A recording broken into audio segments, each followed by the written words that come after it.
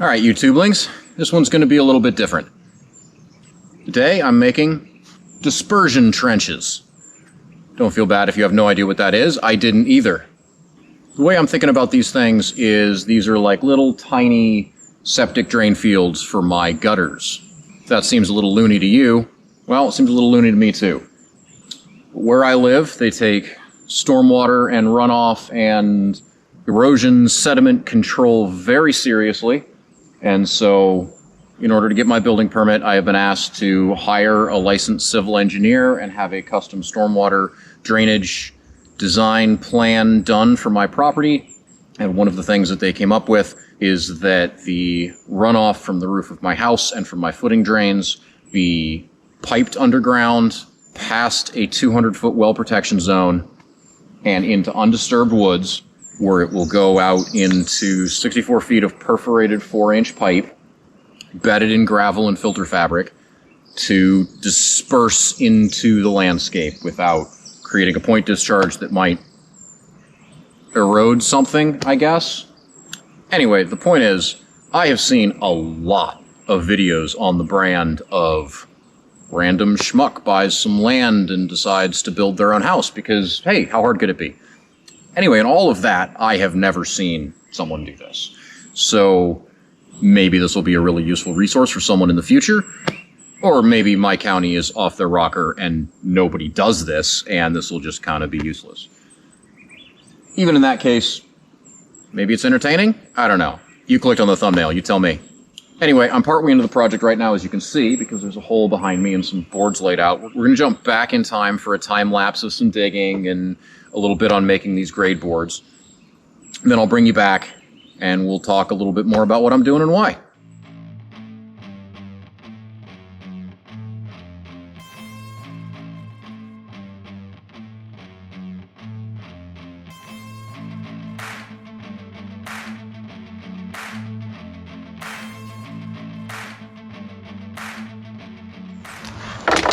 So on the downhill side of these dispersion trenches, there's a notched grade board, which I guess is some kind of spillway in case the trench overflows. It distributes it evenly across the surface of the ground. I don't know. This whole thing seems kind of daft to me. But the plans call for a pressure-treated 2x12 with a 2x2 triangular notch cut every 18 inches. That also seems kind of daft to me. I'm going to do 16 because 8-foot board, 16 inches, normal person. Anyway, I got my 8 2x12s ganged up here. I'm going to mark them. I'm going to cut them at the nice round 26.5 degrees that you need to get a 2x2 notch, and then we can get these things installed. And at the end of the day, I reckon it doesn't matter too much because it's wood I'm burying in the ground, so it's not going to be there for very long.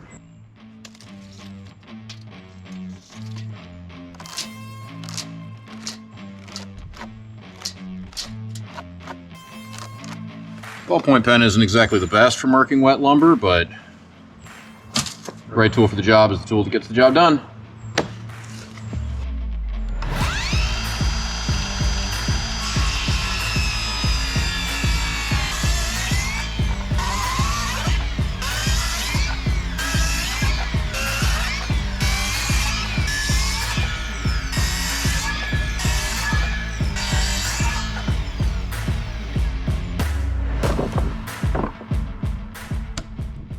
Not bad. The astute observer will note notches on both sides of the board. That's not per print. I tried it at 18 inches on center and it ended up with a really screwy number on the end, and it would have been fine, but I looked at it for a minute and decided, it was fun enough, I'll do it again.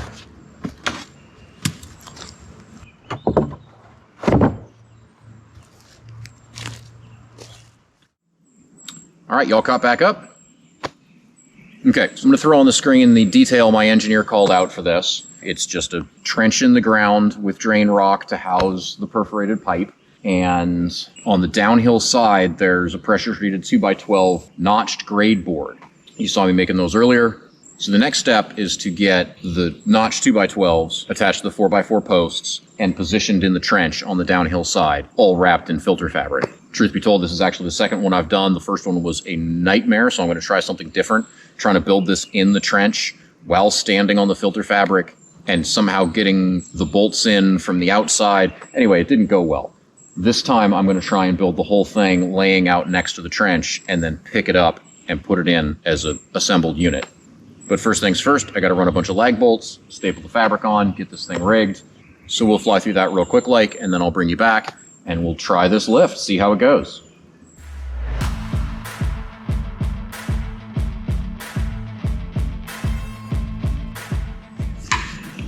What, are you going to tell me that $1 Harbor Freight cam straps aren't rated for lifting? Yeah, well, neither are C-clamps. Let's do this.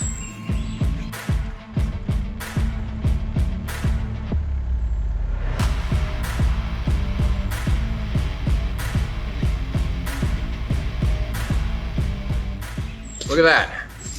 Apparently they can lift things.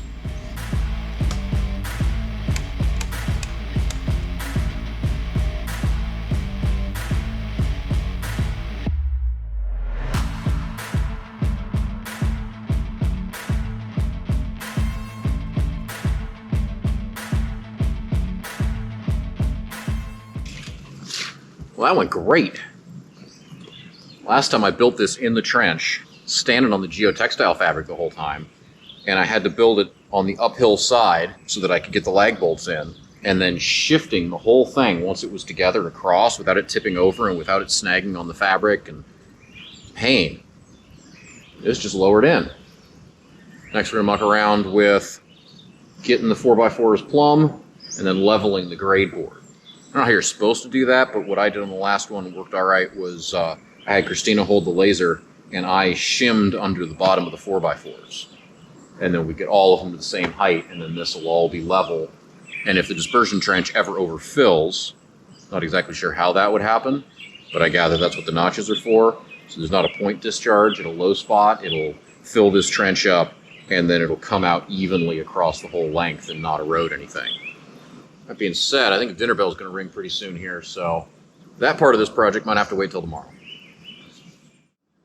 All right, it's the next day. Here's what this looks like now. Got enough width here that it lays up on the uphill bank. And I've cut these sticks here to kind of wedge against the far bank and the bottom of these posts. Because, of course, this whole assembly just wants to fall over against the downhill bank. And I didn't get these, I didn't plumb them very accurately. They're probably within an inch top to bottom, and they're only 20 inches tall, so that's kind of objectively terrible.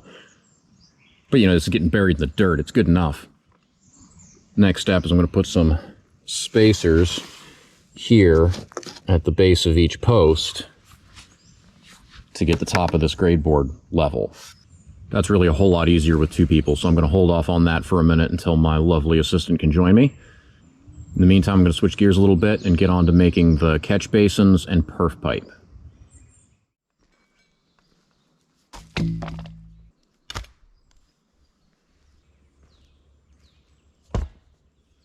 This is one of my catch basins. I mean, it's just a bucket. Let's not overthink this. The way this is going to work is I'm going to drill 4 big pipe-sized holes in the sides of this. 2 are going to be low, where the perforated pipe is going to come out horizontally and distribute into the trench. And 2 are going to be high, where my gutters and my foundation drain are going to pipe in. The bottom edge of the bottom pipe will be about 4 inches above the bottom of the bin. That's called the sump. That gives junk somewhere to collect. If there's pine needles or silt or whatever in the water, it'll just settle in the bottom of this before it comes up to the height where it comes out through the perf pipe, and it won't clog up the field. It's a lot like a septic system, which again seems like a lot for gutter water, but here we are. And then I'm also going to drill a number of holes just in the bottom so standing water can seep out of this between rain events and is not just going to sit there. And I mean, it's got a solid lid on it. It shouldn't be a breeding farm for mosquitoes, but no need to tempt fate.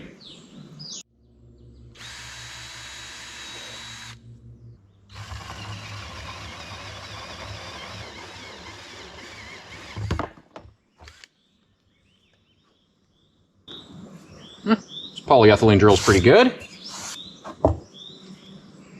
Decently thick wall, too. I'm impressed. Plans call for a catch basin. I bought a sump basin because they're like less than half the money. And as we covered, it's just a bucket. Who cares? And so far, I'm super impressed with this thing. I forget what they call the material. Foamed polyethylene or something like that. And it's got this real coarse grain texture in the whatever. I guess they're injection molded. But it's solid feeling, and the lid's, you know, some of the reviews said the lid felt super flimsy and would cave in if you looked at it sideways and stuff. I don't know, looks fine to me. And for a glorified bucket that's going to sit in the woods and collect rainwater, plenty good enough. Let's deburr it up, see how the pipe fits. It does smell really weird when you cut it, though. It's almost a alcohol or a solvent smell. It's all right, I'm pretty sure forest counts as well-ventilated area. Deburr's pretty nice. Let's see how this fits. So this is 4-inch sewer pipe, which is SDR 35. SDR stands for standard diameter ratio or standard dimension ratio, something like that. I think in this case, yeah, this pipe is outside diameter controlled because the fittings go on the outside. So that means that the wall thickness of this pipe is 1/35 of the outside diameter of the pipe. And 4 inches is a trade size. So I think the inside diameter is right around 4 inches. So you can do all that math. Point being, for the outside diameter of this, I bought a 108 millimeter hole saw, 4 1/4 inches. Super cheap. It was like $11 on Amazon.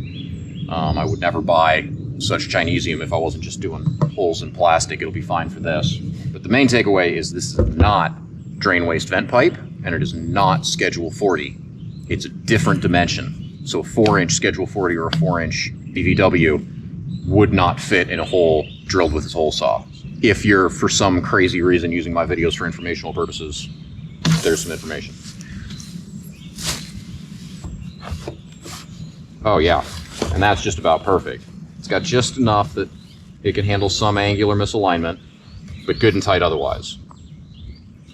And my plan is just to terminate the pipe into these holes. I'm not going to seal it. I'm not going to get gaskets. I'm not going to do silicone, anything like that. The logic being that the upper ones, water is just going to spill out the end and drop into the basin. Water level should never get up to them. And the lower ones are perforated pipe. Their whole point in life is to leak, so more leak. Great. Yeah, that went just how I was hoping. Great. I'll carry on. 3 more to go.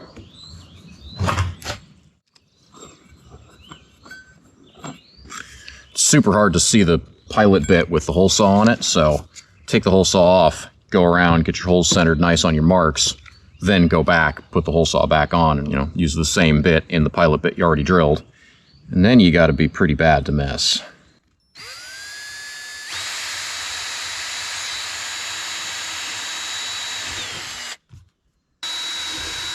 Being a fair bit more careful with the location of the lower hole than the upper holes. If these are off, nothing happens.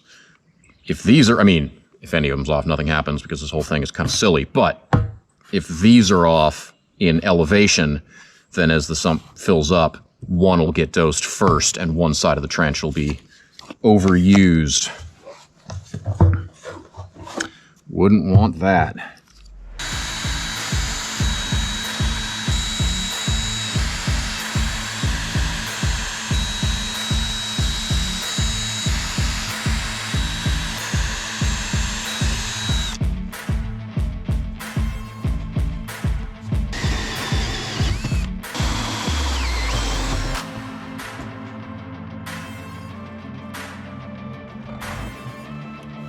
It's completely immaterial whether these are nicely deburred or not.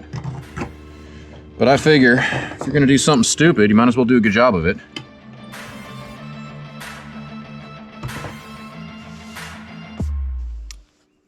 All right, there's one catch basin done. I'm gonna grab the other.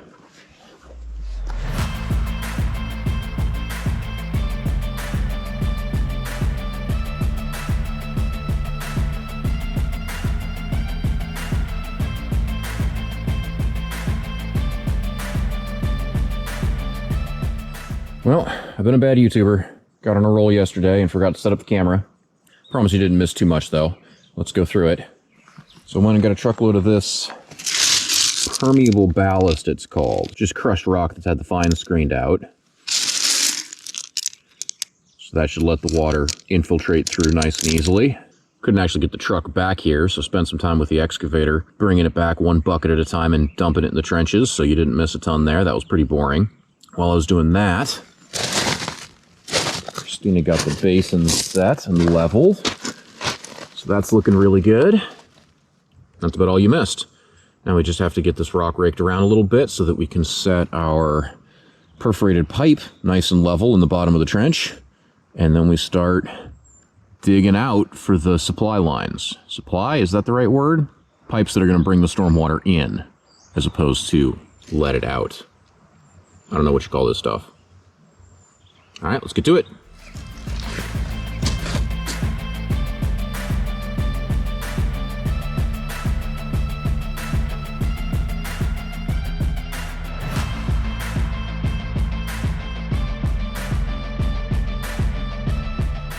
All right, made some pretty good progress.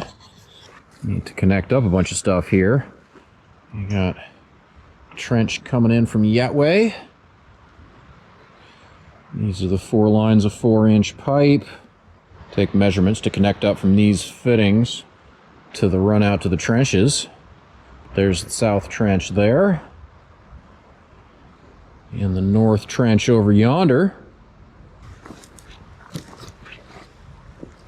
See, these 2 lines come in, go into the distribution box high, and then from this catch basin it goes right and left into the perforated pipe and the gravel, the clean out at either end. It's not rocket surgery, but it ought to do the job. It's all looking really good. Happy with the progress so far today. We'll bring you back tomorrow, see what more we can get done. And another day in the books. Tried to do some filming today, but it seemed like just more of the same. Pipe cutting, pipe gluing, a lot of dirt shoveling. You know, living the dream. So we've got it run out to here. We're about 30 feet from the Y.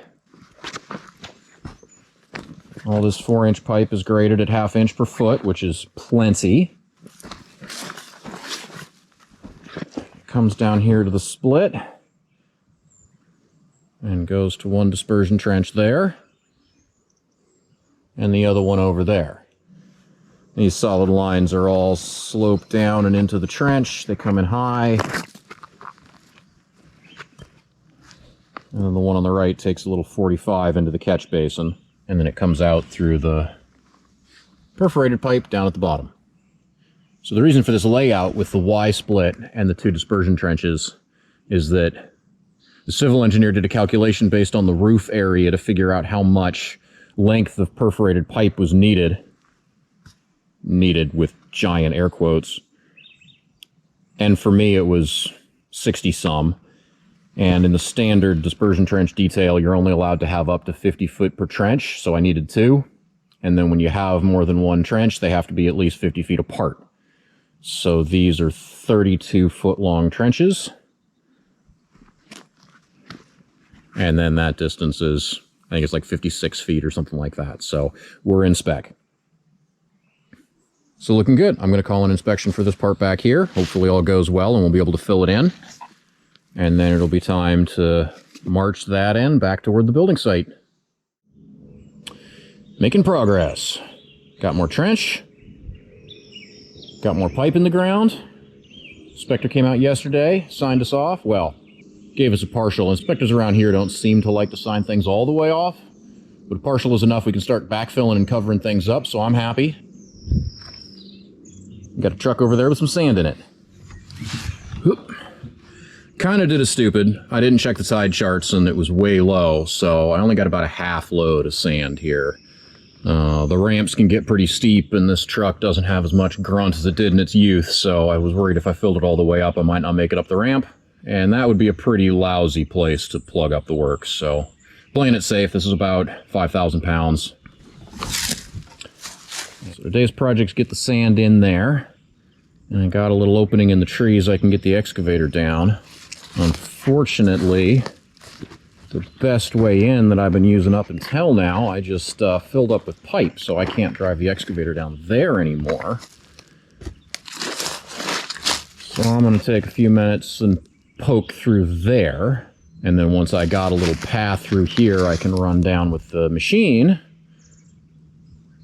Back and forth with the grading bucket and get some sand put on some pipes. Should be fun, but not terribly tantalizing YouTube. So we will see you back here in, oh, I don't know, about now. It's a good amount of progress.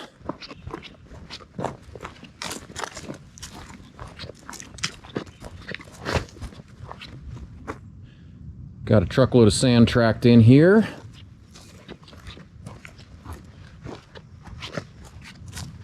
Pipe is covered 2 inches all sides, which should make it reasonably safe to shove in all the rocky, sticky, nasty backfill I want on top of this. I got a bunch more pipe laid. There's a bank of cleanouts. That's about halfway between the end of the run and the set of cleanouts that'll be adjacent to the house foundation. So let me snake any of the 4 pipes if I ever get a clog somewhere. I think that's as far as I'm going with it. House site's not that much further, and I'm going to hold off on trenching out to there until I've dug some of the foundation. But for now, got me another truckload of sand. I'll bring that in 1 scoop at a time. Get a nice layer over all this exposed pipe. And then I can start putting some of this native back on top. Hopefully it won't be too much longer before I can walk in here again. See if we can find a good spot for a time lapse.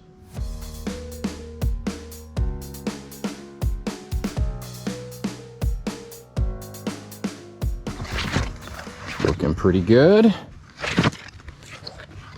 Well, my pipe has at least 2 inches of sand cover protecting it. I went down the whole way. I took this, whatever this is, 4-inch drywall taping knife. You can just stick it in the sand and it goes straight through until it touches pipe. And I got some marks on there for 1, 2, and 3 inches. So I was able to go all the way down and measure how thick the sand was.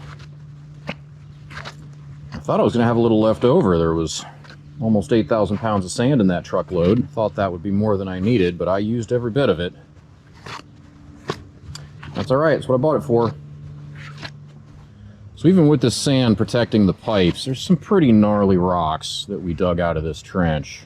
I don't think it would do anything bad, but when you pile up spoils next to a trench like this, the big rocks tend to plop on top and kind of tumble down and end up right here on the edge. So if I just plow this pile in, you know, these are going in first. And then all the other dirt will go on top of them, which is kind of the opposite of what I want. I don't mind if there's rocks in there, but I kind of want them further up in the fill. So this is probably just me being overly cautious, but I think I'm going to walk down here and get the worst of these out right along the edge so that when I shove this dirt in, it's a little bit finer on the first layer on top of the sand. Yeah, shouldn't take too long, and then we're going to be filling the trench the rest of the way in. That's exciting.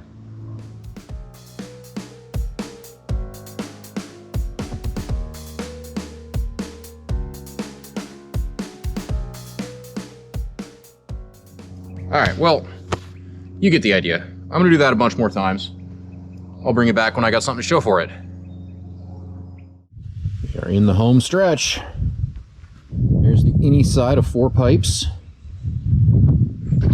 Got them all backfilled. 4 cleanouts. Built up this whole area, got at least 6 inches over the top of all the pipes. A little stake in the split here so I know where it's at.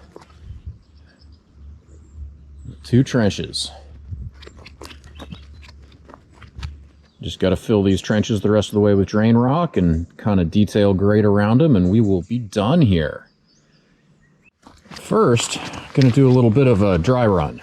Wet run? I'm going to try it out. Got a garden hose going in one of my pipes. Assuming I didn't collapse one of these things in backfilling. I don't know how this is going to go wrong, but still seems like I ought to check it out. I see water flowing down in there. Pipe should be the south gutter line. Means it turns right here.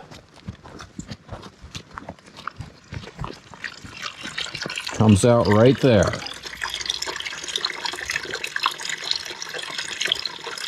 It's been running for a minute. It's like the little slow drainage holes I drilled in the bottom of the basin are actually enough to keep up with the garden hose, so it's not getting up to the perforated pipe level. But that's all right. Everything looks to be working good. Again, not sure how it wouldn't be, but nice to see. Let's go try the other three. Move from the south gutter line to the south foundation drain.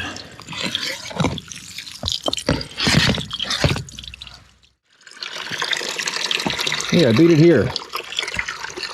Water's still coming out of the gutter line there.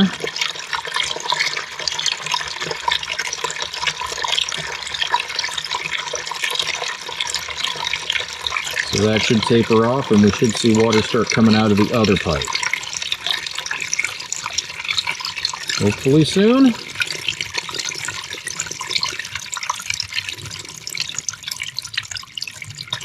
There it is. Like there was some schmaltz in there it had to flush out.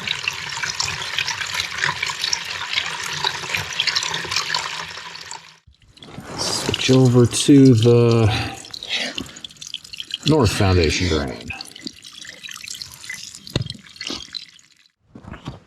That one's going to turn left here. Should come out the straight pipe. Once again, looks like we beat it.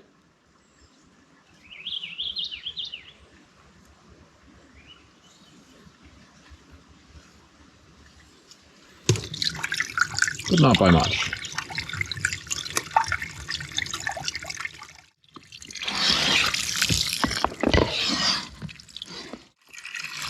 It's going out of the straight pipe.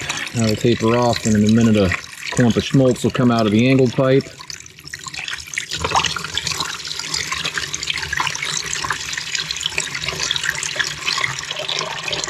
Alright, that was kind of fun. I don't know exactly what we learned. I guess I haven't had a catastrophic pipe failure in the first 2 days of having it buried, so go us. Enough screwing around. I got a truck full of rocks. Time to start bringing them down and filling in these trenches.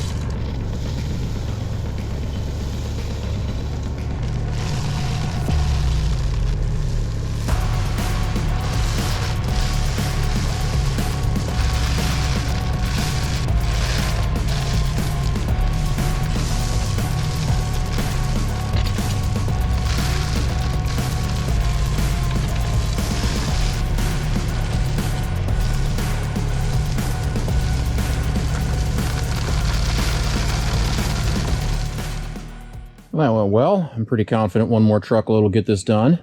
Next step is I'm going to spread this stuff out even in here, see where I'm at. And then I've got this big pile of native rocks that I pulled out of the spoils when I backfilled the trench. So now that I'm up above the level of the perforated pipe in here, I'm going to lay in some bigger rocks, fill up some space. This drain rock's more expensive than it looks. Plus, the bigger ones should actually drain even better as long as they don't impinge on a pipe space, which is pretty easy to control. So enough yammering, let's get on with it.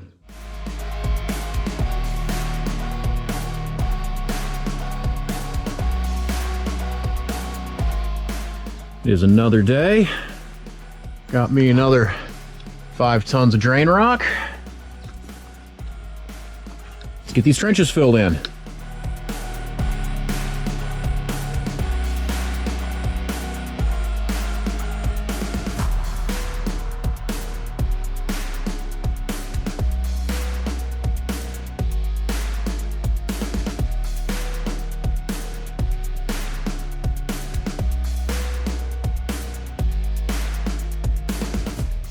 All right.